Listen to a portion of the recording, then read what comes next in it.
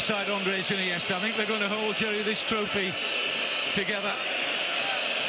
Well, twin captains, aren't they? A wonderful pair, a wonderful football club, and it's Barcelona, Copa del Rey winners 2015.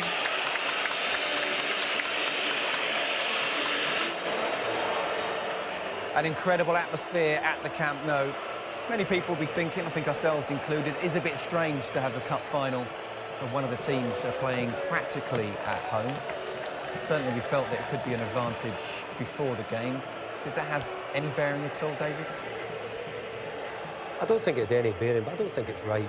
You know, I know the rules, but you'd have thought that, you know, this is some of the things I see in Spain, and I think, well, it shouldn't be played there. I think it should be played at a neutral stadium, and maybe they can make that decision after the teams have got to the final. But it's picked at the start of the season, so you have to go along with it. It does seem a bit strange, Albert, and it was actually quite recently the decision was made where it ended up going down to the last two between the San Mamés, home of Athletic Bilbao, and the Camp Nou, home of Barcelona.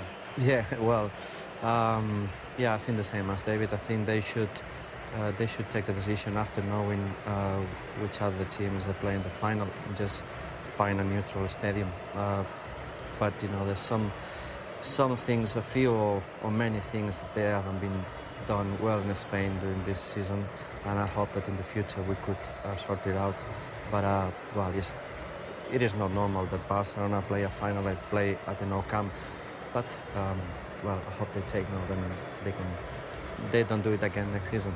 Having said that, of course, Atletico beat Real Madrid at the Bernabeu just 2 years ago. So it can happen, but quite simply, this Barcelona team playing scintillating football. Treble not completed yet, and we'll come on to that a bit later, David. But how does this Barca compare for you to Pep Guardiola's Barca? Interesting. I love watching Pep's teams, and you know, I think at that era when, you know, Pep and Jose were going head-to-head with Real Madrid and Barcelona, they were great games. I think this team here, this team's something different. You know, Neymar coming in, Suarez coming in. But I think you're also seeing a little bit old. Obviously, Iniesta's leaving and Xavi's just getting a little bit older. I think they were in the pomp a few years ago. So I think there's going to be a little bit of change for Barcelona, because I think these two players are so vital to how Barcelona play, and even what their philosophy is. So I have to say that I think they'll both be missed, and you know, Xavi's going and Iniesta's obviously getting that bit older as well. Same question to you, Albert. How does it compare?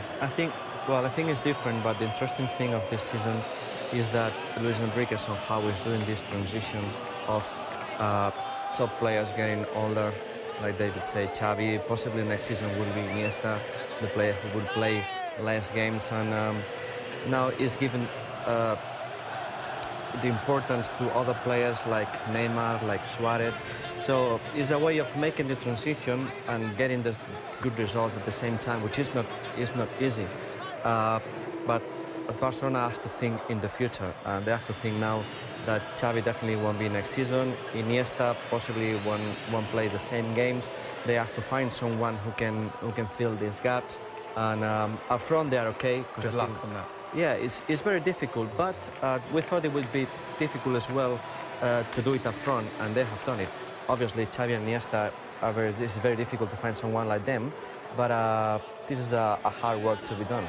He's certainly come in and done a very good job in his first season, even Rakitic. Barcelona won La Liga for the 23rd time. They've just won the Copa del Rey for the 27th time, a Spanish record.